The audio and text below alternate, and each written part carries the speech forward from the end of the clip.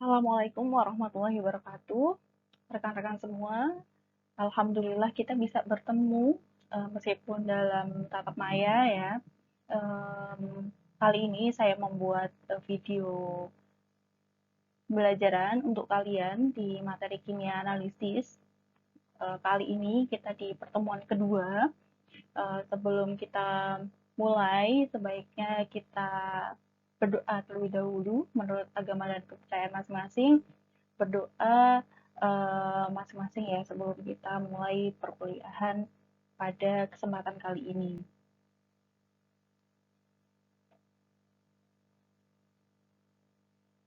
Amin. Semoga pada pertemuan hari ini kita bisa lebih memahami mengenai kimia analisis itu seperti apa.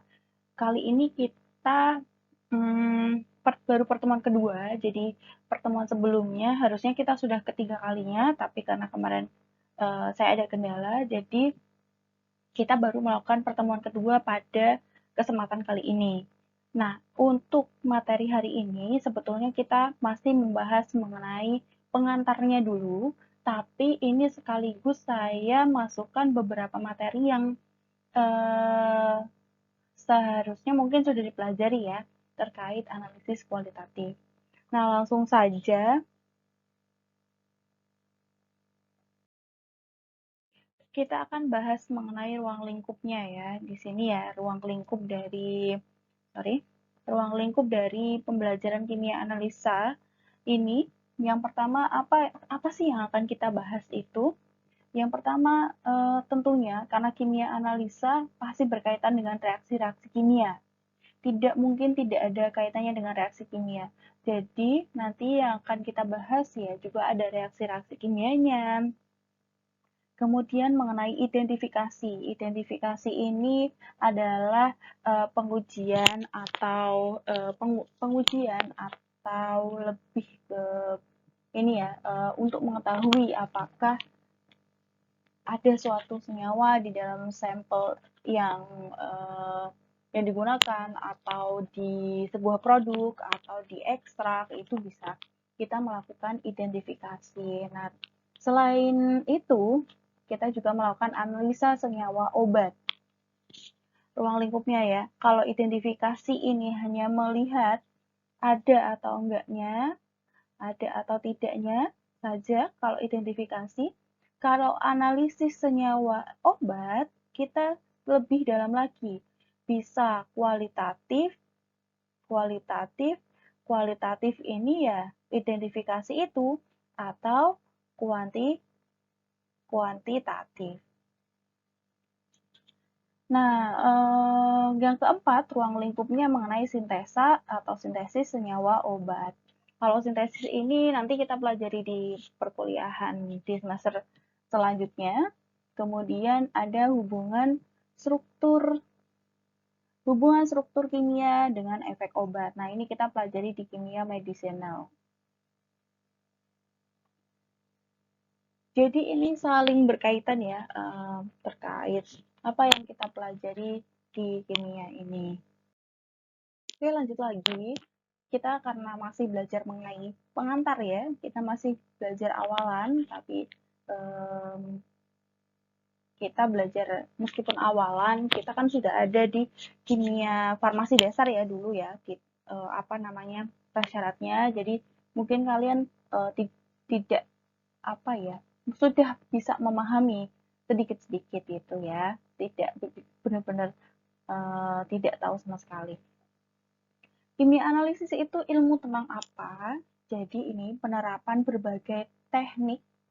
Jadi penerapan berbagai teknik itu cara melakukan ya, metode dan prosedur kimia analisis untuk menganalisis bahan-bahan atau sediaan farmasi. Jadi kimia analisis ini merupakan suatu gabungan dari beberapa unsur, yaitu dari tekniknya. Yang akan kita pelajari itu tidak hanya tentang prosedur aja, tapi kita juga belajar mengenai tekniknya, bagaimana nanti kita melakukan titrasi, bagaimana kita melakukan penimbangan, itu nanti kita pelajari di sini. Kemudian metode. Metode itu apa yang harus kita gunakan? Metodenya kualitatif kah, metode kuantitatif kah, atau metode yang lainnya. Mohon maaf ya. Kemudian prosedur kimia analisis. Prosedur ini lebih ke bagaimana caranya kita melakukan analisa. Jadi nanti kita pelajari juga di kimia analisis ini. Bagaimana prosedurnya jika kita melakukan pengujian secara kualitatif, bagaimana ketika itu kuantitatif. Kemudian selain itu, kimia analisa melibatkan penggunaan sejumlah teknik dan metode untuk memperoleh aspek kualitatif, kuantitatif, dan informasi struktur dari suatu senyawa obat pada khususnya dan bahan kimia pada umumnya. Jadi di kimia analisis itu yang dilakukan, yang diuji, yang diidentifikasi, atau kita bisa bicara banyak ya. Kita bisa bicara itu pengujian, itu analisis juga bisa. Kalau analisis biasanya secara keseluruhan ya, baik itu kualitatif maupun kuantitatif. Tapi kalau pengujian lebih spesifik ke metode apa sih yang kita gunakan untuk pengujian tersebut. Tapi itu masuk dalam kimia analisis semuanya. Nah, tadi ya, menggunakan beberapa teknik, metode, dan juga prosedurnya untuk melakukan, untuk memperoleh ya suatu hasilnya ya ini hasilnya kualitatif, kuantitatif, atau informasi struktur dari suatu senyawa obat. Nah, kalau informasi struktur ini kita bisa lakukan, tapi tidak di kimia analisis ini ya, masih ilmunya tergabung di kimia analisis, itu menggunakan instrumen yang memang khusus untuk mengidentifikasi struktur, tapi kita belum belajar untuk saat ini, jadi nanti belajarnya di semester agak atas gitu ya. Oke, mungkin langsung saja ya. Saya lanjutkan. Jadi tadi ya, ada analisis kualitatif, ada kuantitatif, dan juga ada analisis struktur. Kalau kualitatif ini lebih ke untuk melakukan identifikasi. Nah, kalau identifikasi ini lebih ke melihat ada atau tidaknya. Jadi kita tidak bicara tentang jumlah. Jadi mau itu jumlahnya sedikit, mau itu banyak, kita nggak membicarakan hal tersebut. Yang penting itu ada. Ada nggak sih senyawa? Misalkan di ekstrak tempuyung itu kan banyak senyawanya. Ada flavonoid, ada alkaloid, ada fenolik, ada banyak sekali senyawa-senyawa yang ada di ekstrak. Nah, kita mau identifikasi ada nggak sih flavonoidnya? Nah, kita lakukan dengan analisis kualitatif. Berbeda dengan kuantitatif ya. Kalau kuantitatif, kita sudah berbicara terkait jumlah atau kadar, baik itu absolut atau relatif. Jadi kalau analisis kuantitatif, kita sudah bicara di sana ada di sana di sana ada berapa jumlahnya. Jadi kalau di kuantitatif itu kita sudah melakukan pengukuran. Kita melakukan menentukan berapa jumlah kadar atau konsentrasi di dalam suatu ekstrak tadi. Misalkan tadi ya tempuyung itu kita cari dulu ada nggak sih flavonoidnya secara kualitatif. Nah, setelah kita bicara ada, baru kita masuk ke kuantitatif. Jadi kualitatif itu harus dilakukan terlebih dahulu untuk melakukan analisa kuantitatif. Setelah kuantitatif, setelah kuantitatif untuk mengetahui tadi flavonoidnya, oh ada ternyata. Nah, di kuantitatif kita cari tahu berapa sih banyaknya, misalkan berapa kadarnya, berapa persen kadarnya, gitu. Itu sudah masuk ke kuantitatif. Ini ya. Kemudian analisis struktur. Analisis struktur. Ini penentuan penentuan, letak, dan pengaturan ruang tempat atom, serta identifikasi gugus-gugus karakteristik. Kalau ini lebih ke, misalnya kita menemukan suatu senyawa baru. Misalkan, dari tempuyung itu kita lakukan ekstraksi menggunakan etanol. Berarti yang kita ekstrak kita adalah ekstrak etanol daun tempuyung misalnya. Dari ekstrak tersebut, itu kan banyak tadi senyawa-senyawanya. Senyawanya ada banyak, ada lebih dari 10 senyawa pasti. Kemudian kita lakukan isolasi. Dari itu kita lakukan isolasi atau fraksinasi. Nah, fraksinasi ini kita gunakan pelarut lain yang kita mau mengambil senyawa yang lebih spesifik mungkin dari tadi ya, ekstrak etanol, kemudian kita fraksikan lagi, biasanya menggunakan pelarut-pelarut yang lebih spesifik sesuai dengan kepolarannya. Kita fraksikan dengan etil asetat, kloroform, N-heksan, dan sebagainya. Banyak ya, menggunakan pelarut. Nah, nanti di masing-masing pelarut itu kita ekstraksi lagi sampai didapat benar-benar isolat yang murni tunggal, cuman satu senyawa aja. Nah, setelah kita tahu bahwa di situ ada satu senyawa, kita lakukan analisis senyawa apa sih yang ada di sana? Strukturnya bagaimana? Nah, itu masuknya di analisis struktur. Tapi kita belum belajar dulu ya, kalau ini nanti kalian akan belajar di semester 7 mungkin ya.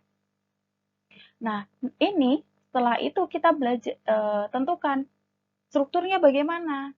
Ada berapa banyak atom yang ada di sana, kemudian gugus-gugus yang ada di sana apa saja. Nanti kita bisa melakukan itu sampai ke tahap sana. Tapi kalau kita belum, maksudnya begini, di kimia analisa bisa kita lakukan sampai ke tahap itu. Tapi kalau di materi kita saat ini masih belum sampai tahap sana ya, baru kita belajar kualitatif dulu sama kuantitatif. Langsung lanjut lagi analisis. Oke, kalau kalian dengar kata-kata analisis itu apa sih? Kalau analisis, analisis suatu senyawa, pasti kalian udah mikirnya menganalisis berarti kita harus cari tahu senyawanya apa gitu. Oke, kalau kita mau menganalisis suatu senyawa kimia, itu ada dua jalan. Jalan pertama tadi kuantitatif, jalan yang kedua kualitatif. Jadi kita bicaranya spesifik ke kualitatif dan kuantitatif ya. Tadi kita jelaskan di atas. Kalau analisis kuantitatif itu lebih ke quantity atau ke berapa jumlahnya. Jumlahnya itu berapa? Misalkan volume, berat, atau massa ya. Ini jumlah. Kalau kuantitatif lebih ke jumlah, ada angkanya. Kalau kuantitatif ya, lebih hasilnya itu pasti angka. Kalau kualitatif, itu dari quality ya, bukan kualitas juga ya. Bukan kualitas bagus atau enggaknya, bukan kualitas bagus atau tidak, tapi di sini kualitas lebih ke ada atau enggak gitu. Ada atau enggak senyawa ini gitu. Nah, bagaimana caranya? Ini bisa dilakukan dengan melihat adanya perubahan warna, ini adanya endapan atau reaksi yang terjadi. Ini bisa dilakukan dengan beberapa cara tersebut. Nah, tujuan dari analisis kualitatif ini tadi ya, untuk mengidentifikasi kehadiran atau keberadaan suatu senyawa, contohnya seperti ion di dalam suatu larutan. Jadi kalau kita bicara kualitatif, berarti kita bicaranya ada atau enggaknya senyawa itu di dalam sebuah sampel. Misalkan, ada nggak sih suatu di salah satu contohnya aja, susu. Susu itu kan mengandung kalsium. Kaya akan mengandung kalsium. Nah, kita mau mengetahui bener ada nggak sih di dalam susu misalkan produk X gitu ya. Kita nggak tahu apakah dia ada kalsiumnya atau tidak. Nah, kita bisa lakukan itu dengan analisa kualitatif. Kita lakukan pengujian, ada nggak sih ion Ca plus di dalam susu tersebut. Nah, kita sudah termasuk analisa kualitatif. Nah, ini pengertiannya untuk kimia analitik ya. Kimia analisis kualitatif itu apa? Sebentar, ini pointer saya kok. Oke. Kimia analitik kualitatif. Analitik, analisis itu sama aja. Jadi jangan bingung. Oke, kimia analisis kualitatif. Kimia analisis kualitatif ini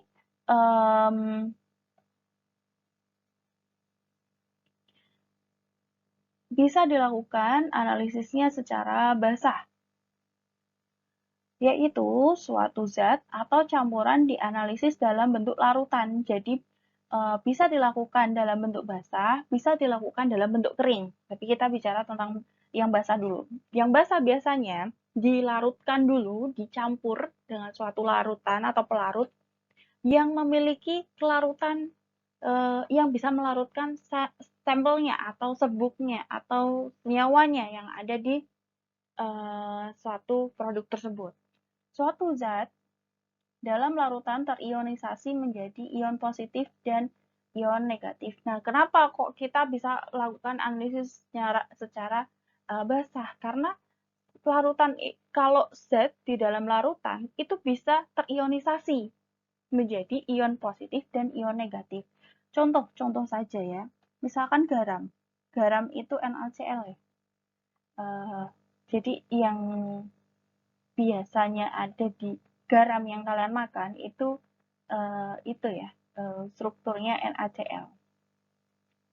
Nah, NaCl ketika dilarutkan itu akan berubah menjadi dilarutkan dalam air ya misalkan ya. NaCl tambah air H2O jadi NaOH plus HCl. Nah, ini bisa jadi Na plus Cl min. Kalau ini ya, bisa Na plus Cl min. Terus ini ada H plus, ada OH min.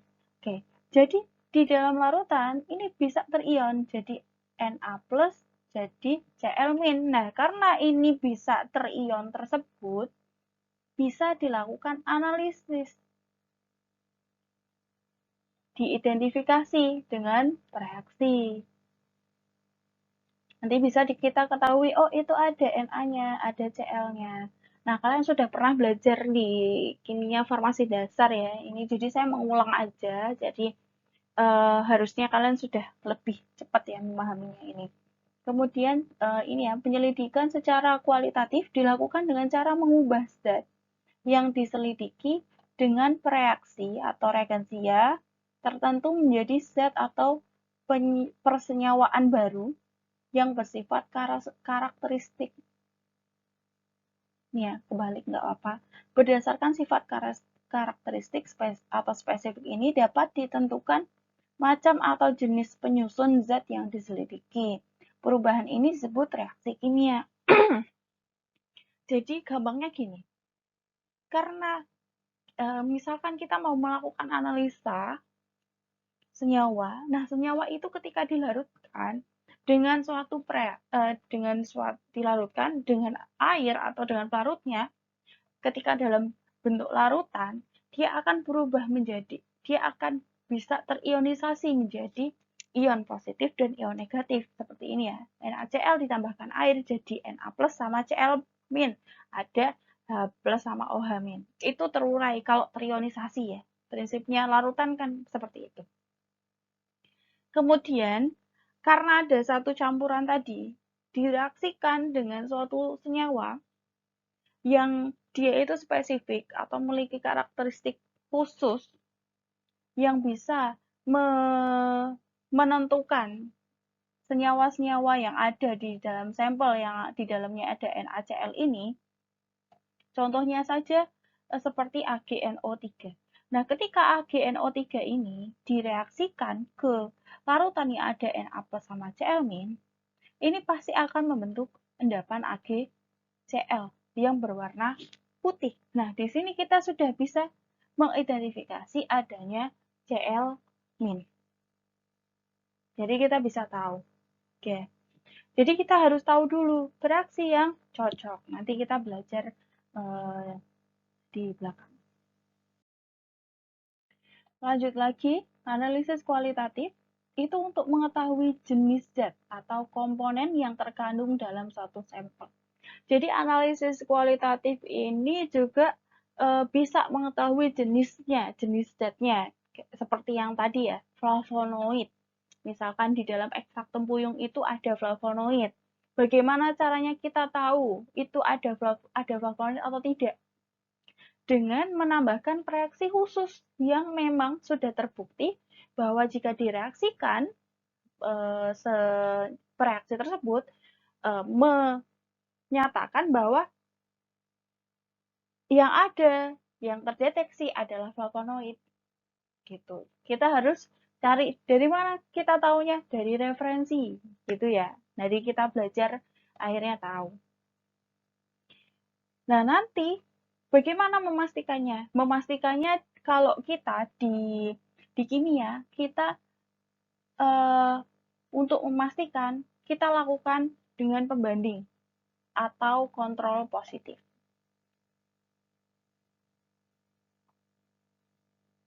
Kalau itu kontrol positif atau pembandingnya sama dengan hasil dari sampelnya, berarti udah benar itu flavonoid. Atau benar itu tadi, NaCl atau AgCl. Gitu. Sudah bisa dipahami ya? Ini kalau misalkan ada pertanyaan, nanti kita sediakan pertanyaan khusus untuk untuk ini ya, untuk kita diskusi. Kemudian umumnya dilakukan sebelum analisis kuantitatif. Nah, ini tadi yang sudah saya jelaskan ya. Biasanya kita harus melewati analisis kualitatif dulu sebelum kita ke kuantitatif. Kenapa kok gitu nggak langsung loncat aja? Bisa kalau misalnya kita sudah tahu kalau pasti ada senyawa itu di sampel produknya. Boleh kita langsung analisis kuantitatif. Tapi kalau kita belum tahu apakah itu benar ada senyawanya atau tidak, harusnya kita lakukan analisa kualitatif. Contohnya misalnya, yang kita nggak tahu ya, contohnya kita mau menganalisa adanya kandungan senyawa berbahaya, contohnya formalin bisa, boraks bisa, atau rodamin bisa di suatu produk bisa. Kalau formalin biasanya di bakso, ikan asin, di sosis olahan gitu ya.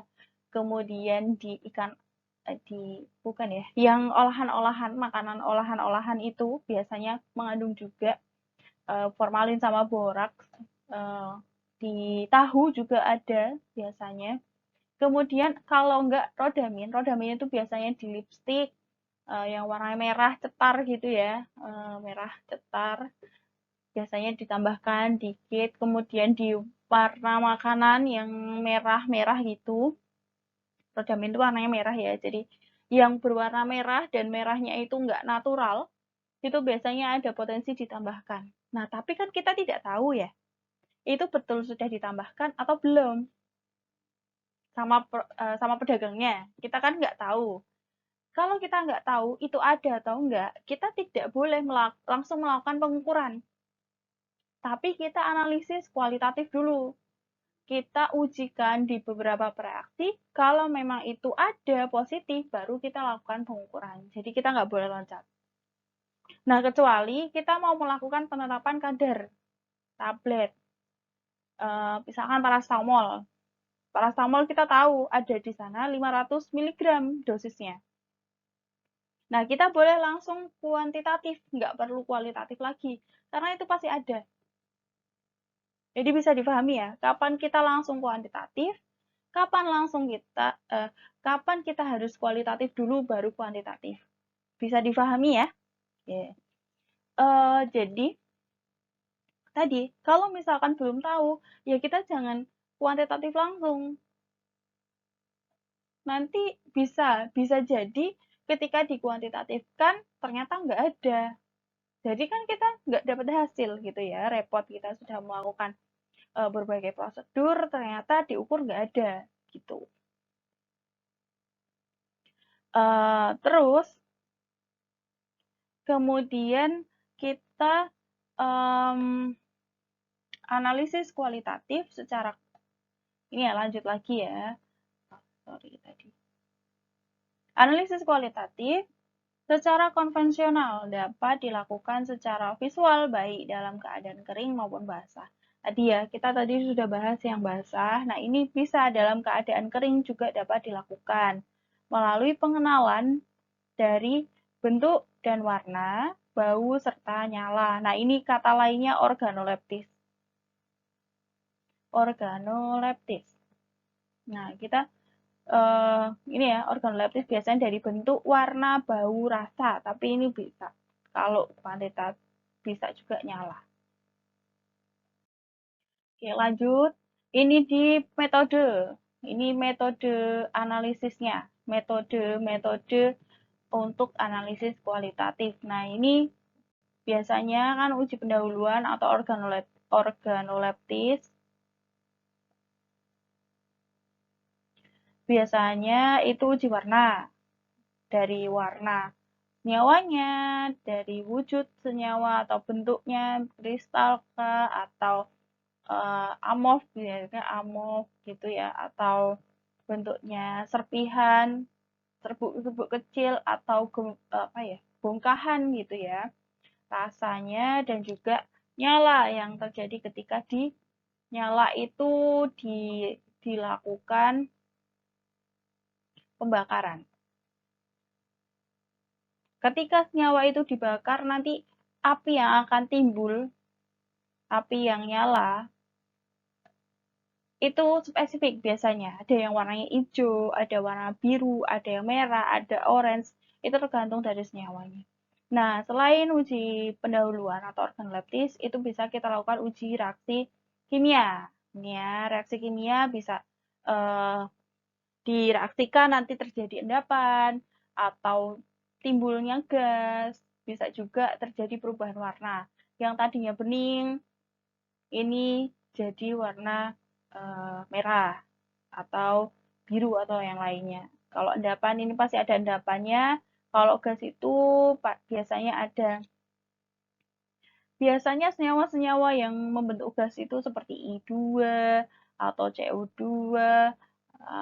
Ini ya yang bentuknya ada dua-duanya ini biasanya lebih mudah menguap. Tuh, terbentuk gas. Oke, kita lanjut.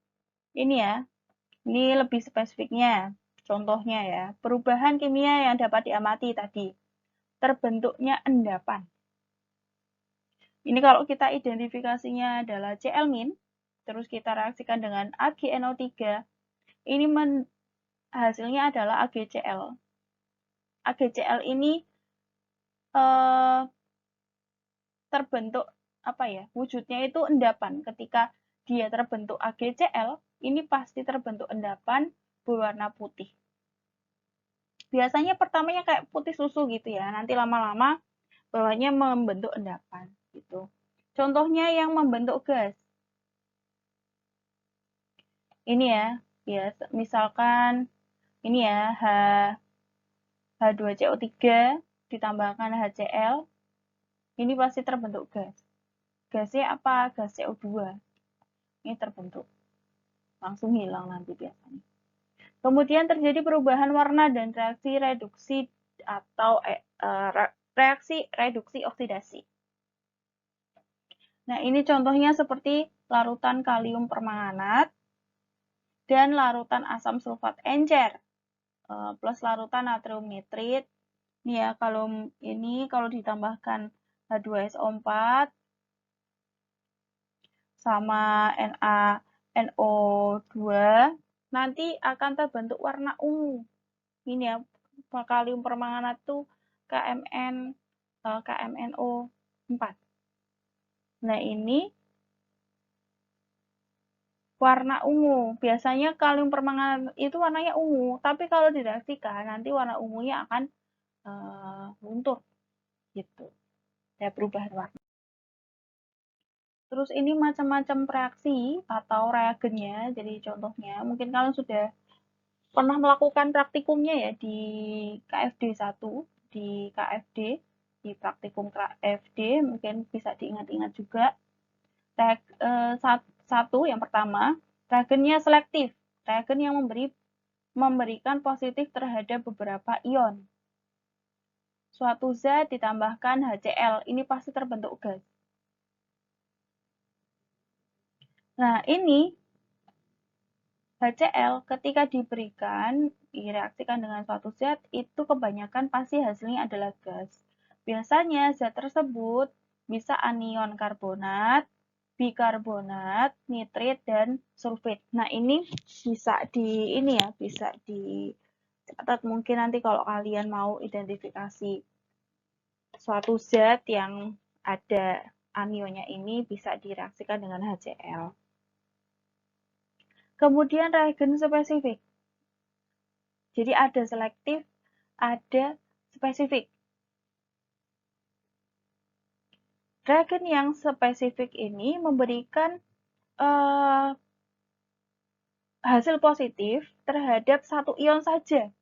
Jadi dia itu hanya spesifik ke satu senyawa itu. Nah, kalau yang tadi selektif, dia terhadap beberapa ion. Jadi bisa di beberapa yang ini masuk dalam golongan, contohnya golongan anion. Jadi selektif pada golongan anion. Jadi ke yang anion seperti karbonat, bikarbonat, nitrit, sama sulfit bisa pakai HCl contohnya ya. Kalau spesifik, dia hanya bisa memberikan positif itu pada satu ion saja. Contohnya di anion nitrit ini. Suatu zat kalau direaksikan dengan reagen grease, nanti pasti akan timbul warna merah muda. Nah, kalau misalkan ini jadi kita sudah bisa tahu, oh, terjadi perubahan warna merah muda. Berarti sudah pasti ini adalah anion nitrit. Ini lebih spesifik ya. Gitu. Kemudian untuk contoh-contohnya, maaf. Tadi untuk yang sebelumnya itu untuk contoh-contoh yang lain kalian bisa baca di buku KFD dulu gitu ya. Kemudian macam-macam skala dalam analisis kualitatif. Skalanya ada makro, semi mikro, dan mikro. Skala itu kalau makro itu analisanya dalam jumlah yang besar. Jadi yang diukur jumlahnya itu antara 0,5 sampai 1 gram atau 20 mili. Kalau jumlahnya sedang antara 0,5 sampai 0,1 gram atau 1 mili. Kalau analisanya mikro dalam jumlah kecil itu kurang dari 0,01 gram atau kurang dari 1 mili. Nah, biasanya ini berarti tetes.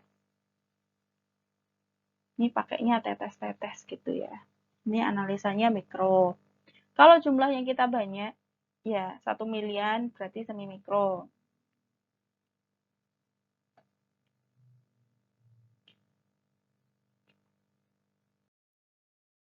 Oke, lanjut lagi. Keuntungan biasanya kita semi mikro ya. Jadi karena kalau yang mikro itu karena konsentrasinya kecil, mungkin hasilnya tidak terlalu maksimal ya. Jadi benar nggak sih ada perubahan atau enggak gitu. Atau kalau misalkan kita pakainya yang makro, kebanyakan sampelnya malah nanti juga biasanya kalau terlalu sedikit itu nggak berhasil, terlalu banyak juga nggak berhasil. Kalau misalkan perbandingan antara sampel dengan reagen yang nggak sesuai itu bisa jadi nggak berhasil. Nah, biasanya kita pakai semi mikro aja, yang sedang-sedang gitu ya. Yang semi mikro ini ada ini ya, kelebihannya atau keuntungannya. Yang pertama ini hemat biaya. Hemat bahan baku, hemat biaya, karena hemat bahan baku, jadi akhirnya hemat biaya ya, yang dibutuhkan sedikit. Kecepatan analisisnya meningkat, jadi hemat waktu. Jadi kita nggak ngulang-ngulang lagi. Ketajaman pemisahan lebih besar. Jadi maksudnya begini, ketajaman dari hasilnya, jadi ketika kalau itu tadi 1 mili di dalam apa ya, kalau di dalam tabung reaksi jumlahnya itu 1 mili, kan kita bisa melihat secara jelas gitu perubahannya, atau ada yang berbeda itu kita misalkan begini ya, ini ada larutan di tabung reaksi, ini jumlahnya 1 mili, sama ini yang cuman ini tabung reaksi ya, jumlahnya cuman beberapa tetes.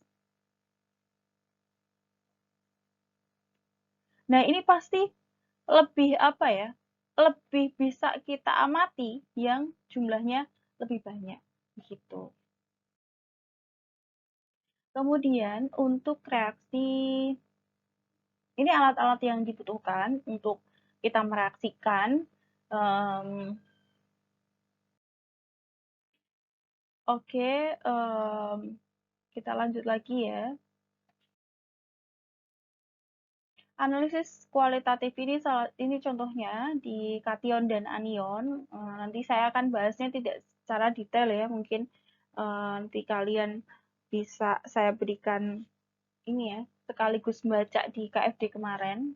Jadi ini di analisis kation dan anion ini secara sistematis dulu ya, setelah dikembangkan cukup lama. Jadi dari kajiannya seorang ini ya, ilmuwan namanya ini Carl Remigius Fresnesius pada tahun 1840. Ini lama banget ya, udah lama banget.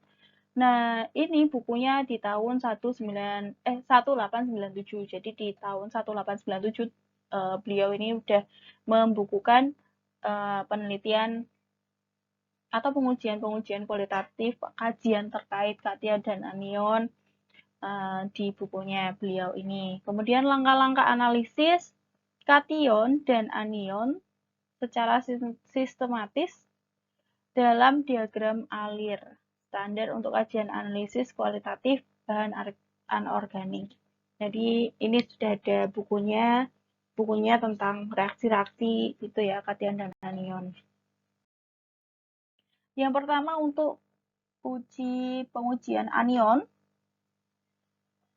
Untuk pengujian anion ini untuk memisahkan anion pengoksidasi dan anion pereduksi. Jadi ada dua jenis ya, jenis ion itu ada yang pengoksidasi, ada yang pereduksi. Nah, ini ada 4 golongan yang didasarkan pada reaksinya terhadap asam klorida atau HCl dan ion perak. Nah, dengan HCl encer, beberapa ion ini akan terjadi perubahan warna. Contohnya seperti ini ya, CrO4, Cr2O7. Kemudian gas tak berwarna, tak berbau, CO3 2-min. Gas tak berwarna bau menyengat, ini seperti SO3 2-min, S2-min, sama Cl-min. Terus ini gas berwarna, jadi NO2-min, Br-min, sama I-min. Nah, mungkin ini bisa dibaca ya. Jadi dulu kenapa kok kita jadi ada anion 1 dan anion 2, itu karena ini ya, anion ini berdasarkan dari reaksi ketika dilarutkan dengan HCl dan ion perak, ini ada 4 golongan. Itu ada golongan yang dilarutkan dengan HCl, encer seperti ion-ion ini. Nah, reaksi yang terjadi ini ya, sorry. Ini yang terjadi masing-masing ini ya, terjadi jadi masing-masing ion itu akan memberikan hasil berbeda ketika direaksikan dengan HCl. Nah, nanti nggak usah perlu dihafalin, tapi ini ya, nanti kalau misalkan kalian mau melakukan pengujian ya perlu dilihat. Kemudian deteksi adanya ion pengoksidasi. ketika larutan sampel ditambahkan MnCl2 dalam larutan, ini reaksinya MnCl2 dalam larutan HCl pekat. Nah, ini warnanya nanti jadi merah coklat sampai hitam. Nah, biasanya ionnya ini. Lanjut lagi yang ketiga, deteksi adanya ion pereduksi. Nah, biasanya dilarutkan di FeCl3 atau K3FeCN6 dan HCl encer. Nah, ini terjadi endapan biru gelap, adanya anion pereduksi S ini ya, atau NO2. Ini kalau misalkan konsentrasinya tinggi bisa dideteksi juga. Ini ada golongan 1. Kita mulai dari golongan 1. Anion ini dapat terurai dalam larutan asam kuat. Asam kuatnya HCl encer ya. Ini maksudnya encer itu bukan HCl pekat ya. Kalau semakin tinggi konsentrasi HCl-nya akan semakin pekat. Nah, kita larutkan di HCl yang encer aja. Akan terbentuk gas bila larutan tersebut dipanaskan. Gas-gas yang dibebaskan ini ya, ini ada contohnya. Ini ada contohnya, silahkan bisa kalian baca sendiri.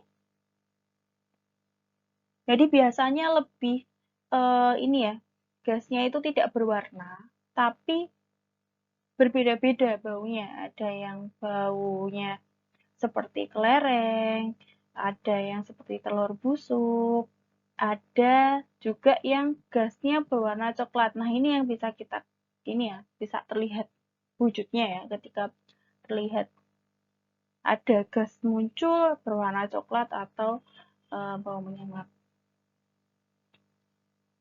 Tapi ini juga tidak boleh langsung didekatkan di hidung, nggak boleh. Jadi ini juga berbahaya ya, apalagi CO2 juga kalau masuk ke dalam tubuh kita itu bisa jadi ini ya, bisa jadi radikal di dalam tubuh kita, berbahaya. Yang kedua, golongan 2. Nah, anion ini anion stabil dalam HCl encer dan mengendap sebagai garam perak. Nah, ini ditambahkan ini ya, ion Ag+. Nah, biasanya pakainya AgNO3. Nah, AgNO3 ditambahkan karena biasanya ionnya itu stabil di HCl. Jadi tidak ada perubahan apa-apa ketika ditambahkan HCl. Jadi ditambahkan AgNO3. Nah, ini yang terjadi perubahannya. Nah, yang paling biasa kita lihat ini ya, GCl, endapan putih. Spesifik juga ya, biasanya kalau S ini hitam, I iodida, Br bromida, ini warnanya kuning ya. Yang ini kuning pucat, yang ini kuning coklat. Kemudian golongan ketiga, ini anionnya stabil dalam HCl, tetapi mengendap sebagai garam perak bila larutannya dinetralkan. Nah, ini dia stabil juga, jadi golongan 1 itu direaksikan menggunakan HCl, nanti terbentuk gas. Kalau golongan 2 dan 3, 2 sampai 4 ya, ini sama 4 juga, dia stabil di HCl itu tidak terjadi apa-apa, tidak terjadi perubahan, sehingga digunakan AgNO3 atau Ag+ ya, nanti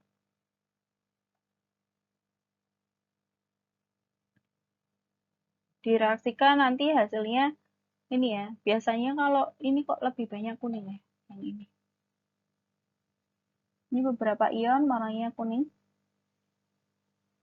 Ini ada putih kalau konsentrasi tinggi dengan SO4. Ini ya, dengan Ag2SO4 ini harus dengan konsentrasi yang tinggi.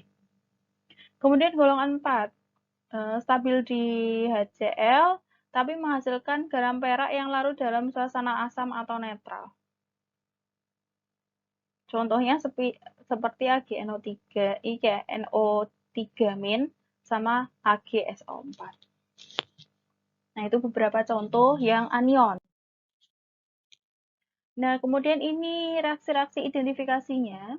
Jadi menurut Treadwell, pembagian anion berdasarkan atas perbedaan kelarutan dari garam-garam, barium, dan argentum. Tuh. Kemudian menurut Arthur E. Vogel, pembagian anion berdasarkan atas anion-anion yang mengeluarkan gas jika ditambahkan asam-asam, dan anion-anion yang memberikan reaksi tertentu di dalam larutannya. Menurut Vogel, ya, pembagian anion berdasarkan sifat setelah ditambahkan ZnNO3. Jadi teori-teori di analisis kualitatif ini ada masing-masing, tapi dari beberapa teori ini dapat disimpulkan bahwa tadi ada berdasarkan tadi mereaksikan dengan HCl. HCl itu kan termasuk asam. Jadi dari teori yang tadi sudah dibahas itu sebetulnya intinya sama. Ketika suatu anion direaksikan itu bisa direaksikan dengan suatu asam HCl atau dengan Ag, dengan suatu Ag, ion Ag. Kemudian pembagian anion ini berdasarkan Arthur E. Vogel. Nah, ini bukunya ada, buku Vogel.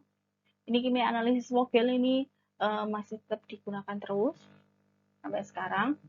Anionnya dibagi menjadi dua kelas. Kalau menurut Vogel ini ada kelas A. Ketika dilarutkan dengan asam, produk-produk mudah menguap. Sama ya, seperti yang teori tadi.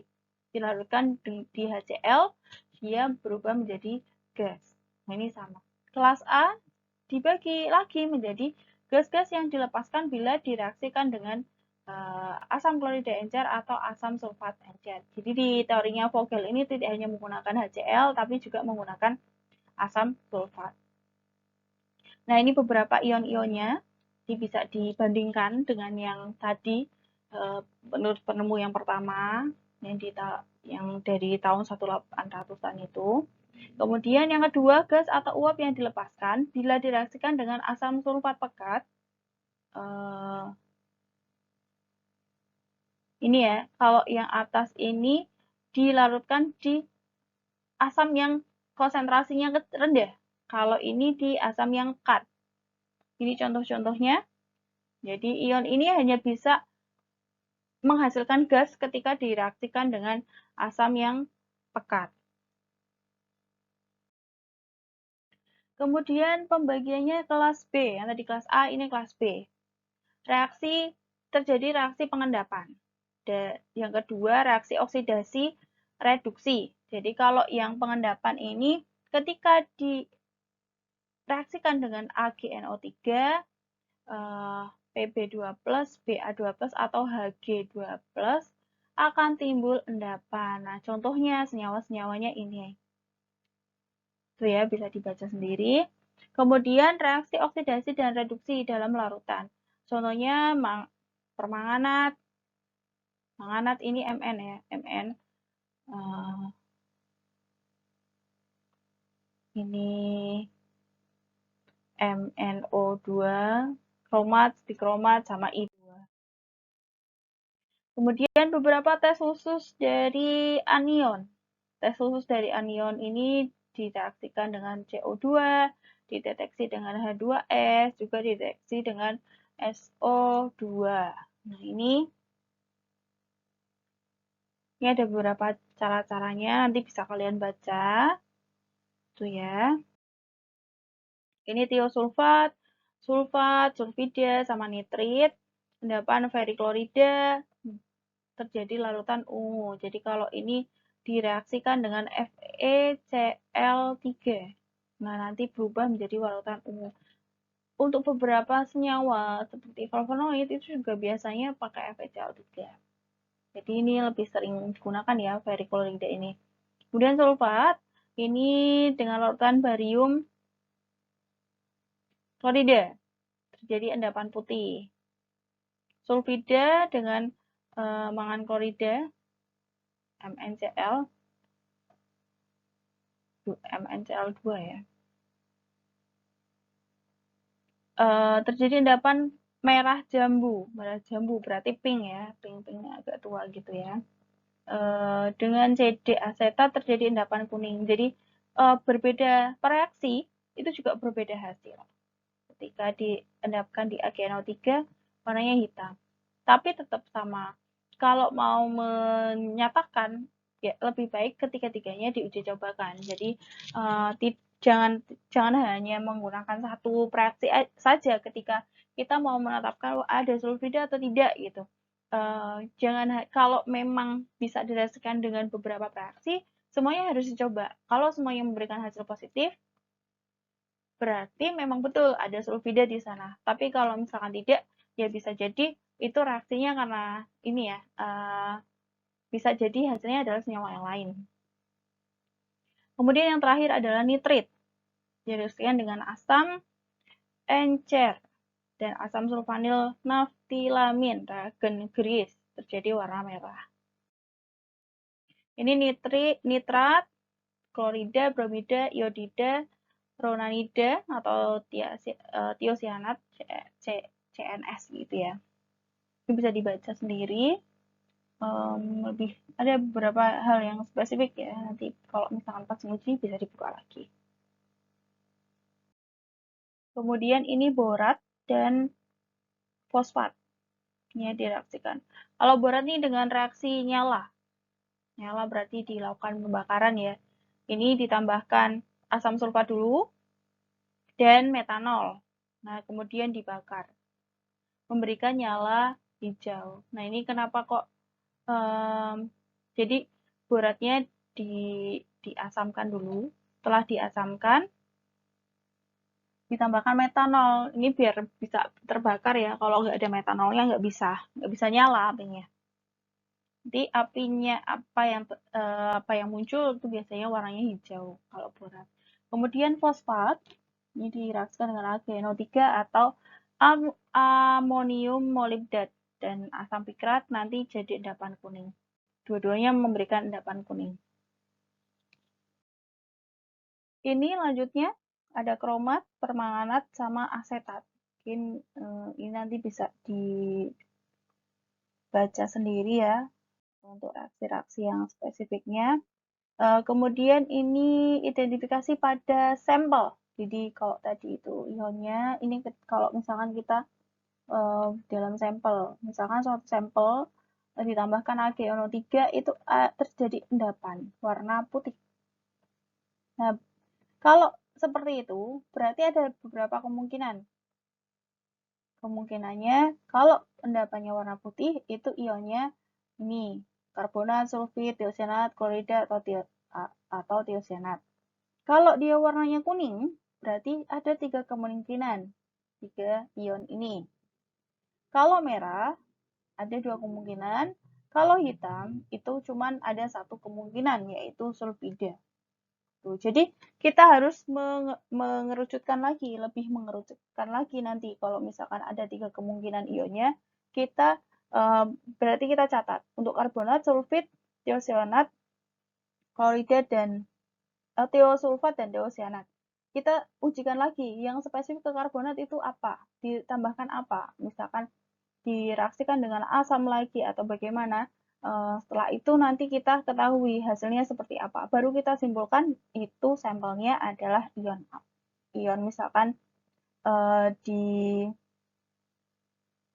ini ya tadi misalkan direaksikan tadi dengan Gries itu nanti warnanya merah. Oh berarti itu adalah ion apa. Kemudian ditambahkan HCl encer terbentuk gas. Nah ini gasnya tidak berwarna dan tidak berbau. Ini ya,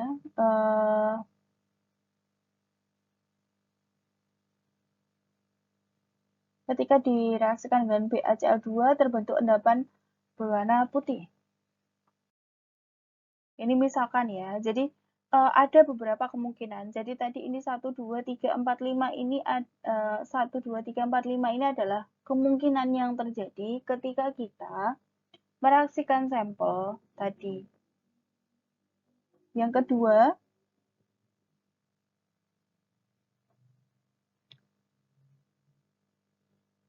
gas SO tidak berwarna dan berbau, buktinya dengan kertas saring atau ditambahkan ini kalium dikromat dan asam. Asam sulfat encer, maksudnya warna orange menjadi hijau. Kemudian bila jadi sampel tadi direaksikan dengan HCl encer akan menghasilkan gas. Maka jika tidak menghasilkan gas, maka perlu pakai yang pekat. Jadi tidak berwarna atau berwarna. Kalau nanti itu tidak berwarna, bisa kemungkinan gasnya adalah Cl. Tapi kalau berwarna bisa nitrit, nitrat, atau bromida. Jadi ini adalah kemungkinan-kemungkinan yang terjadi ketika sampelnya direaksikan. Seperti di sampel tadi bahwa direaksikan dengan FeCl3 berwarna merah darah, berarti kemungkinan itu adalah CMS. Ini ya ada beberapa contohnya. Jadi kita bisa langsung merujuk dari hasilnya.